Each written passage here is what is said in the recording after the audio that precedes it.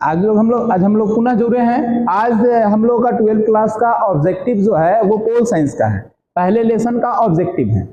Chapter 1 का unit 1 का objective question है। आइए हम लोग आज इसका सॉल्यूशन करते हैं और देखते हैं कैसे कैसे क्वेश्चन पूछे गए किन किन वर्षों में।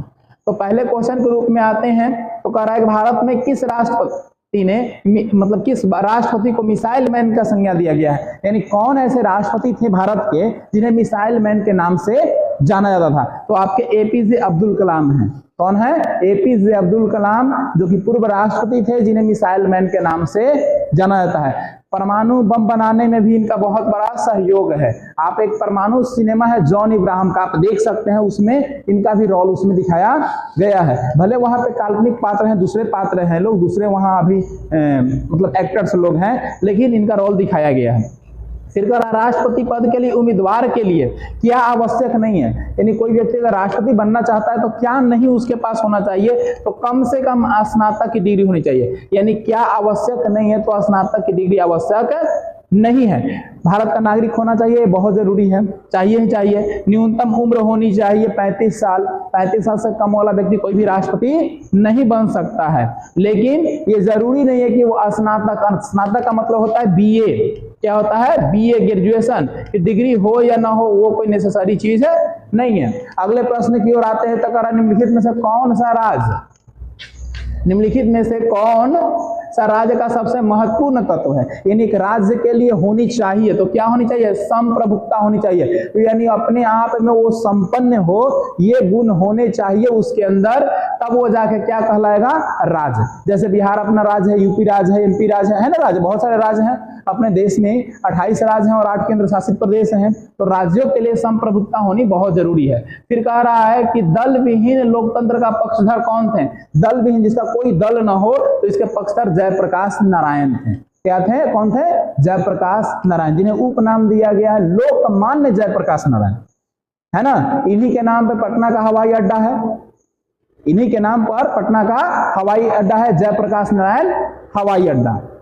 अगला कह रहा है कि तृणमूल कांग्रेस पार्टी की स्थापना किसके द्वारा की गई? तृणमूल कांग्रेस जो है उसकी स्थापना किसके द्वारा किया गया? तो ममता बनर्जी के द्वारा किया गया। ममता बनर्जी कहाँ की रहने वाली हैं? पश्चिम बंगाल की रहने वाली हैं। अभी वर्तमान समय में कहाँ की मुख्यमंत्री हैं? पश्चिम बंगाल की मुख्यमंत्री हैं। ये क्वेश्चन देखिए 2025 में पूछा, ये भी 25 में, ये भी 25 में पूछा गया है। ये भी है कि एक व्यक्ति एक वोट का सिद्धांत किसने दिया? तो ये राजनीतिक समानता के लिए होता है। एक व्यक्ति एक ही वोट दे सकता है। अगर एक व्यक्ति ढेर सारा वोट देगा तो राजनीतिक असमानता हो जाएगी। हम जिसको मन जिसको 10 को 20 को 50 को वोट दे सकते हैं, तो राजनीतिक अस्थिरता हो जाएगी ना। इसलिए हर एक आदमी को एक ही वोट देने का अधिकार है। अब वोट देने का अधिकार जो है वो संवैधानिक प्लस राजनीतिक अधिकार है, वो मौलिक अधिकार नहीं है। संवैधानिक अधिकार है, यानी संविधान से आपको अधिकार मिला है कि आपकी उम्र सीमा 18 साल है तो आप वोट दे सकते हैं। प्लस में राजनीतिक अधिकार है कि आप किसी भी राजनीतिक पार्टी को वोट दे सकते हैं। और हमारे यहाँ गुप्त मतदान होता है, छुपा के मतदान होता है, दिखा के मतदान नहीं होता। देखते होंगे ईवीएम के चारों ओर एक घेरा लगा होता है, जिसमें जाता है लोग और ईवीएम को दबाता है। अगला कह रहा है कि आध्यात्मक शासन के उदय सर्वप्रथम किस देश में हुआ? तो अमेरिका में हुआ। कहाँ हुआ? अमेरिका में। सबसे पहले ऐसे शासन की व्यवस्था कहाँ की गई? अमेरिका के अंदर की गई। अगले प्रश्न में कह रहा है कि भारत में 1946, यानी भारत में 1946 में अंतरिम सरकार की योजना किसने तैयार की? तो कैबिनेट मिशन। भारत में कैबिनेट मिशन आया था। कैबिनेट मिशन के तहत 3 लोग आए थे, लॉरेंस, क्रिप्स और अलेक्जेंडर, जिन्हें इंग्लैंड से भेजा गया था। वहां के वर्तमान प्रधानमंत्री थे जिनका नाम था क्लाइमेट एटली। क्या नाम था? क्लाइमेट एटली, जिनके द्वारा 3 लोगों को भारत में भेजा गया, लॉरेंस, क्रिप्स और अलेक्जेंडर। उनको भेजा गया कि जाइए भारत में संविधान निर्माण प्रक्रिया में आपको सहयोग करना है, वहां के लोगों को मिलिए, वहां को सजेस्ट कीजिए लोगों को, और संविधान निर्माण की प्रक्रिया को लोग पूरा करेंगे। ये 46 में आई थी, ठीक है। और इसी के तहत हमारा संविधान बना और अंत हम लोगों को 47 में आजादी मिली और संविधान लागू हमारा हुआ 1950 को। कब हुआ? 1950 को। लेकिन बनकर तैयार हो गया था 26 नवंबर 1949 को ही। 26 नवंबर 1949 को कहा था अंगीकृत करना, संविधान को अंगीकृत कर दिया गया, बनाकर तैयार कर लिया गया, लेकिन लागू हुआ 26 जनवरी 1950 को। स्वतंत्र भारत के पहले गवर्नर जनरल कौन थे? देखिए, स्वतंत्र भारत का प्रथम गवर्नर जनरल पूछ रहा है, न कि स्वतंत्र भारत का प्रथम भारतीय गवर्नर जनरल पूछ रहा है, इसमें कंफ्यूज मत होइएगा। तो स्वतंत्र भारत का गवर्नर जनरल यानी विदेशी होगा, तो कौन थे? Lord Mountbatten. Lord Mount यहाँ लिखा हुआ है, लॉर्ड माउंट बेटन उनका पूरा नाम था, जिन्होंने भारत और पाकिस्तान का विभाजन किया और भारत के अंतिम गवर्नर जनरल के रूप में जिस अंग्रेज को जाना जाता है वो अंग्रेज थे लॉर्ड माउंट बेटन। इसके बाद भारत के प्रथम भारतीय गवर्नर जनरल बने जिनका नाम था राजगोपालाचारी, सी राजगोपालाचारी। अगर पूछेगा कि भारत के प्रथम भारतीय गवर्नर जनरल कौन थे, तो सी राजगोपालाचारी, जो लॉर्ड माउंटबेटन के बाद बने थे आजाद भारत में। ठीक है, लेकिन आजाद भारत में अगर पूछेगा सिर्फ गवर्नर जनरल, भारतीय नहीं लिखेगा, तो कौन हो जाएंगे? लॉर्ड माउंटबेटन हो जाएंगे।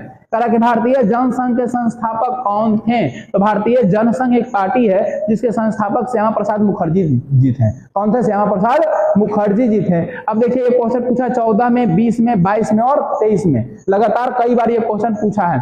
फिर कहा भारत के प्रथम विदेश मंत्री कौन थे? तो पंडित जवाहरलाल नेहरू थे। यानी प्रधानमंत्री के साथ साथ वो कौन मंत्री थे? विदेश मंत्री भी। 2022 में क्वेश्चन को पूछा है। राज्यसभा के सभापति कौन होते हैं? तो राज्यसभा के सभापति उपराष्ट्रपति होते हैं। कौन होते हैं? उपराष्ट्रपति। देश के जो उपराष्ट्रपति रहेंगे वो क्या होंगे? राज्यसभा के सभापति होंगे। कह रहा है कि राज्य का संवैधानिक अध्यक्ष कौन होता है? तो राज्यपाल होता है। देखिए, राज्यपाल की नियुक्ति केंद्र से होकर आती है। किसी भी राज्य में केंद्र का प्रतिनिधित्व करने का जो काम करता है वो करता है राज्यपाल। कौन करता है? राज्यपाल। जब मुख्यमंत्री की चुनाव होती है तो राष्ट्रपति शासन लगती है और राष्ट्रपति शासन में मुख्यमंत्री की सारी शक्तियां चल जाती है राज्यपाल के हाथों में, और राज्यपाल को आदेश देने का कौन काम करता है? तो राष्ट्रपति करता है। ठीक है, तो याद रखिएगा, राज्य का संवैधानिक अध्यक्ष कौन होता है? तो आपके राज्य के राज्यपाल होंगे।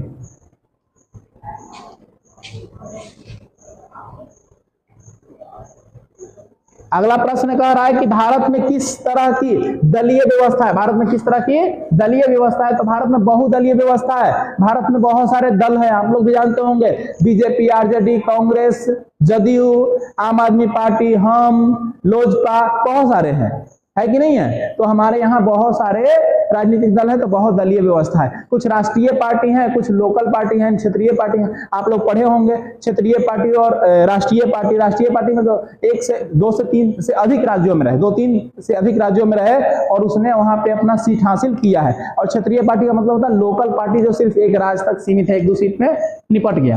भारतीय संविधान को लागू कब किया गया? अभी मैंने जस्ट बताया 26 जनवरी 1950 को। वही करा 1930 में गांधी जी ने किस आंदोलन की शुरुआत की थी? तो 1930 में गांधी जी ने भारत में सविनय अवज्ञा आंदोलन की शुरुआत की थी, दांडी मार्च के माध्यम से। दांडी मार्च, नमक सत्याग्रह, सविनय अवज्ञा, ये तमाम नामों से ये आंदोलन जाना जाता है। हाँ, छोटा वाला डेट इन लोग का अलग अलग होता है, सब 1930 में ही हुआ था, बट डेट छोटा वाला अलग अलग हो जाता है। ठीक है, सविनय अवज्ञा, दांडी मार्च, नमक सत्याग्रह। कहा कि भारत के प्रथम उपराष्ट्रपति कौन थे? तो कौन थे? राधा कृष्णन जी थे। कौन थे? Doctor S Radha Krishnan. अगला कह रहा है कि भारत में दूसरी आम चुनाव कब हुआ? तो ये 1957 में हुआ। दूसरी बार आम चुनाव जो हुआ था कब हुआ था? 1957 में हुआ। वही कह रहा है कि भारतीय संविधान का निर्माण किसने किया? तो डॉक्टर भीमराव अंबेडकर के द्वारा किया गया। किनके द्वारा किया गया?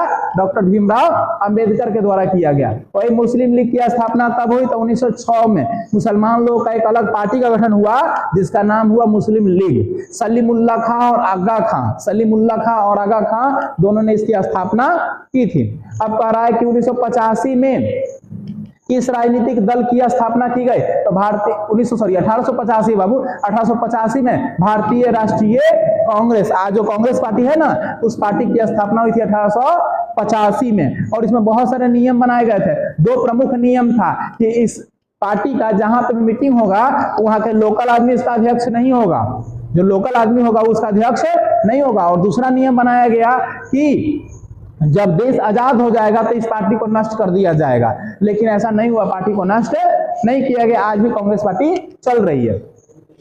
इसके अलावा अगला प्रश्न है कि पहली बार लोकसभा का निर्वाचित सदस्यों की संख्या कितनी थी? तो पहली बार जो लोकसभा का निर्वाचन हुआ उसमें सदस्यों की संख्या कितनी थी? 489 थी। फिर कहा कि भारतीय राष्ट्रीय कांग्रेस पार्टी की स्थापना को जस्ट अभी पहले आप लोगों ने क्वेश्चन को देखा है ना, कि कब हुई? तो 1885 के अंदर हुई।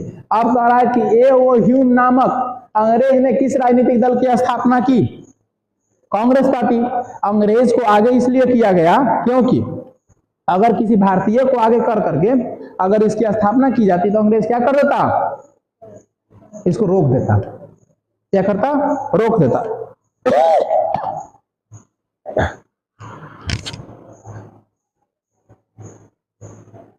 चलिए अगला देखते हैं। समाजवादी पार्टी के संस्थापक किसके नेतृत्व में हुआ? तो समाजवादी पार्टी की स्थापना जयप्रकाश नारायण के। किसके? जयप्रकाश नारायण, जिसको भी मैंने बताया कि इन्हीं के नाम पर पटना जो फुलवाड़ी में एयरपोर्ट है आपका, लोकमान्य जयप्रकाश नारायण के नाम पे ही एयरपोर्ट का भी नाम है। पंचशील समझौता किन देशों के बीच हुआ? तो भारत और चीन के बीच में कौन सी समझौता हुई? पंचशील समझौता हुई। वही कराया गुट निरपेक्ष आंदोलन, एक अंतरराष्ट्रीय संस्था है। इसकी स्थापना कब हुई? तो 1961 में। इसका मुख्यालय भी आप लोग को मैंने लिखवाया है बेलग्रेड में। इसका मुख्यालय कहाँ है? बेलग्रेड में। 1952 में आम चुनाव में भारतीय जनसंघ को कुल कितने स्थानों पर विजय प्राप्त हुआ? तो भारतीय जनसंघ जो पार्टी थी उस पार्टी को कितने जगह पर जीत मिली? 3 जगह पर, यानी 3 सीट जीता। क्या वो सीट जीता? 3 सीट जीता। अगला प्रश्न कह रहा है कि एक दलीय प्रभुत्व के संबंध में कौन सी कथन सही है? यानी एक दलीय प्रभुत्ता जो होती है उसमें इसमें से दिए गए ऑप्शन में कौन सा कथन सही है? तो कह रहा है कि विकल्प के रूप में किसी मजबूत राजनीतिक दल का अभाव, यानी विपक्ष में अपोजिट में कोई मजबूत राजनीतिक दल नहीं है। अगर वो रहता तो अकेले ही जीत नहीं पाता, एक दलीय व्यवस्था नहीं होती, क्योंकि वो भी सीट लेके आता। दोनों का टक्कर 36 के आंकड़े के बराबर होता है, यानी कड़ाके की टक्कर होती। 1959 में कह रहा है केरल में साम्यवादी सरकार के मुख्यमंत्री कौन थे? तो MS कौन थे? नमून दरीपाद। ये थे आपके 1959 में केरल के मुख्यमंत्री थे, यानी सरकार बनी इनकी और ये मुख्यमंत्री बने। कह रहा है कि साम्यवादी दल की स्थापना कब की गई? तो 1924 के अंदर की गई। 1924 में साम्यवादी दल की स्थापना हुआ। फिर कह रहा है कि साम्यवादी दल का प्रमुख उद्देश्य क्या था? साम्यवादी दल का प्रमुख उद्देश्य तमाम चीजें थी। क्या था? समाजवाद एवं साम्यवाद की स्थापना करना। समाजवाद और साम्यवाद व्यवस्था के बारे में हमने बताया ही है ना। गरीब मजदूर किसान को शोषण से मुक्त करना, उन पे जो टॉर्चर किया जा रहा है उनको शोषण किया जा रहा है उनसे वो मुक्त हो जाएं। पूंजीवादी की समाप्ति, पूंजीवादी जो अमीर सत्ता में बैठे हुए हैं उनको क्या किया जाए? सत्ता से हटा दिया जाए। अब कह रहा भारतीय जनसंघ की स्थापना का मुख्य उद्देश्य था हिंदू धर्म की संस्कृति की रक्षा करना, यानी हिंदू धर्म की रक्षा करना और उसकी जो संस्कृति है उसको भी बचाए रखना, यही था उद्देश्य इस पार्टी का। अगला कि निम्नलिखित में से किस दल ने एक रंग, एक संस्कृति और एक राष्ट्र का विचार रखा? तो ये कांग्रेस पार्टी थी। कौन पार्टी थी? कांग्रेस पार्टी ने कहा था कि एक देश होगा, एक संस्कृति होगी और एक ही राष्ट्र का निर्माण हम लोग करेंगे, और इसी उद्देश्य पर कांग्रेस पार्टी ने आगे सत्ता भी संभाली। 1957 में भारतीय जनसंघ का विलय किस पार्टी में हुआ? तो भारतीय जनसंघ का विलय हुआ जनता पार्टी में। किसमें हुआ? जनता पार्टी में। राम मनोहर कह रहा है कि लोहिया के नेतृत्व में किस पार्टी का गठन किया गया? तो संयुक्त समाजवादी दल का गठन किया गया। राम मनोहर लोहिया के नेतृत्व में कौन सी पार्टी आई? संयुक्त समाजवादी दल। फिर कह रहा है गांधीवादी समाजवाद दल की स्थापना करना और इसके किस दल का प्रमुख उद्देश्य था? तो ये स्वतंत्र पार्टी एक थी, लोकल पार्टी थी, उसी पार्टी का उद्देश्य था कि हम गांधीवादी समाजवाद दल की स्थापना करें। अगला कह रहा है स्वतंत्र भारत का प्रथम सरकार के गृह मंत्री कौन थे? तो आपके सरदार वल्लभ भाई पटेल थे। सरदार वल्लभ भाई पटेल। और ये क्वेश्चन बार बार पूछा है बाबू, बहुत इंपॉर्टेंट है। आपके पहले गृह मंत्री कौन थे? सरदार वल्लभ भाई पटेल। अगला कह रहा है स्वतंत्रता के बाद विभिन्न रियासतों को भारतीय जनसंघ में जोड़ने के लिए किस भारतीय नेता का प्रमुख योगदान रहा? तो गृह मंत्री आपके सरदार वल्लभ भाई पटेल थे और इन्हीं का अहम योगदान रहा। बाकी भारत के हिस्सों को भारत में जोड़ने का काम किया गया। बाकी भारत के हिस्सों को, अलग अलग राज्यों को भारत में जोड़ने का काम किया गया।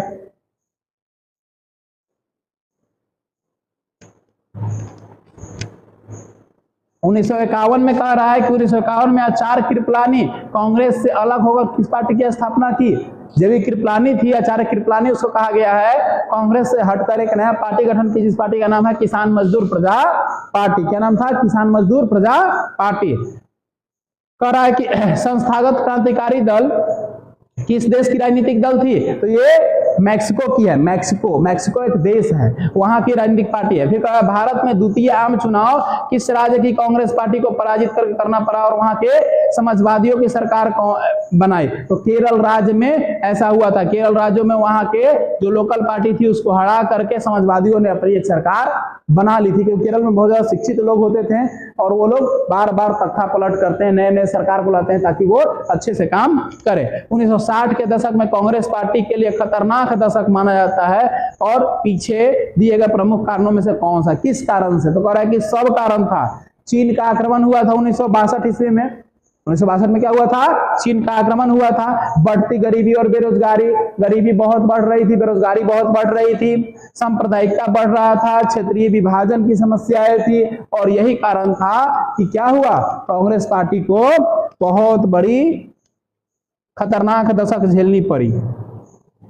अगला क्वेश्चन कह रहा है कि 1957 के चुनाव में साम्यवादी दल की जो मुख्य कार्यक्रम है वो क्या थी? तो इनमें से सभी थे। क्या क्या वो किया? तो राष्ट्रमंडल में भारत को अलग कर लिया, यानी राष्ट्रमंडल देशों का एक समूह है, लगभग 193 देश राष्ट्रमंडल में है, उसमें से अपने आप को क्या कर दिया, अलग कर लिया। और विदेशी उद्योगों का राष्ट्रीयकरण, यानी विदेश में जो उद्योग धंधे लगाए जा रहे थे उसके साथ अपने आप को जोड़ा, औद्योगिकरण की चीजों को अपनाया। फिर कह रहा है कि पूर्ण रोजगार और पूर्ण सामाजिक सुरक्षा पर ध्यान दिया, यानी तमाम तथ्यों के आधार पर 1957 के चुनावों को लड़ा गया था। अगला कह रहा है 1977 में अनेक साम्यवादी गुटों एवं समाजवादी दलों ने किस दल को अपने आप में विलय कर लिया? तो जनता पार्टी में विभिन्न दलों ने, छोटे छोटे जो दल थे वो अपने आप को कहां मिला लिए? जनता पार्टी में अपने आप को मिला लिया।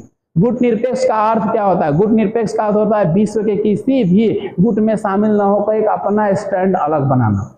भारत गुट निरपेक्ष को मानता है। भारत ना तो पूंजीवादी को मानता है ना तो साम्यवादी को मानता है। आया था ना बीच में विवाद का विषय, तो भारत ने कहा कि हम ना तो पूंजीवादी ना तो साम्यवादी, हम गुट निरपेक्ष मानेंगे, है ना। उसमें पंडित जवाहरलाल नेहरू ने यही स्टैंड अपना कहा कि हम गुट निरपेक्ष को मानेंगे। समाजवादी पार्टी की स्थापना कब हुई? तो 1948 में हुई। वही 1937 में डॉक्टर भीमराव अम्बेडकर ने किस पार्टी की स्थापना की? तो रिपब्लिकन पार्टी। 1937 में डॉक्टर भीमराव अम्बेडकर द्वारा रिपब्लिकन पार्टी की स्थापना की गई।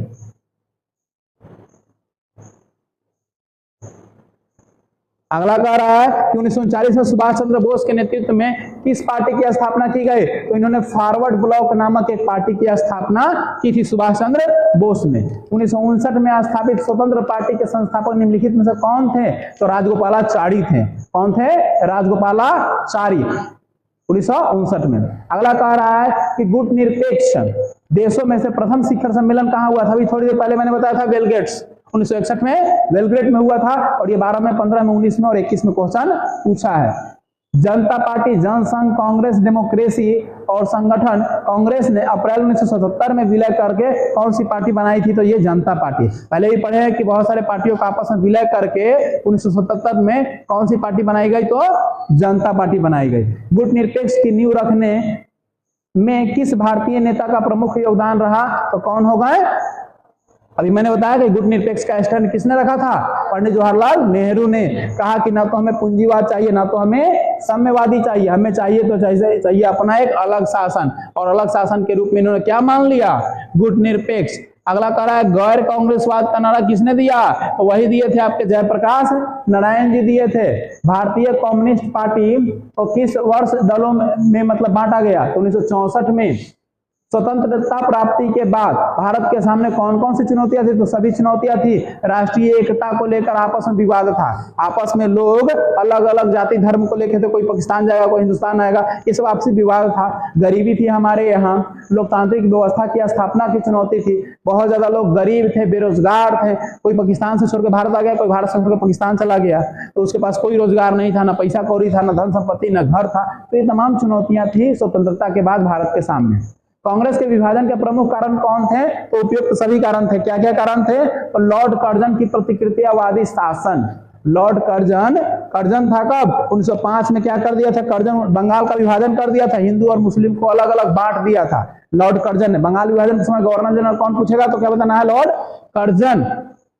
इसके अलावा कह रहा है कि और धार्मिक पुनरुत्थान, यानी हिंदू और मुस्लिम धर्म को लेकर आपस में जो विवाद थी वो रीजन रहा। इसके अलावा कह रहा है कि लाल बाल पाल, ये लाल लाजपत राय, बिपिन चंद्र पाल और बाल गंगाधर तिलक, ये तीनों अलग नेता थे और इनका स्टैंड कांग्रेस पार्टी से बिल्कुल अलग था। ये लोग कैसे थे, तो ये लोग गरम दल के नेता थे और यही कारण था कि कांग्रेस में विभाजन हो गया। तो कांग्रेस की प्रभुत्ता काल कब से कब मानी जाती है, तो 1952 से लेकर 1967 के बीच मानी जाती है। ये आजादी के बाद की बात कह रहा है। अगला कह रहा है कि औपनिवेशिक शासन से मुक्त हुए बहुत से देशों ने लोकतांत्रिक शासन को अपनाने का काम किया। इसका कारण क्या था, तो कह रहा है कि देश में मतभेद और संघर्ष को बढ़ावा मिले, ऐसा इन लोगों ने किया और उसको अलग कर लिया। अगला कह रहा है कि भारत में निर्वाचन आयोग का गठन कब किया गया, तो ये जनवरी 1950 में किया गया। निर्वाचन आयोग मतलब चुनाव आयोग होता है। 2021 में क्वेश्चन पूछा है, चुनाव आयोग की गठन कब की गई, 1950 में।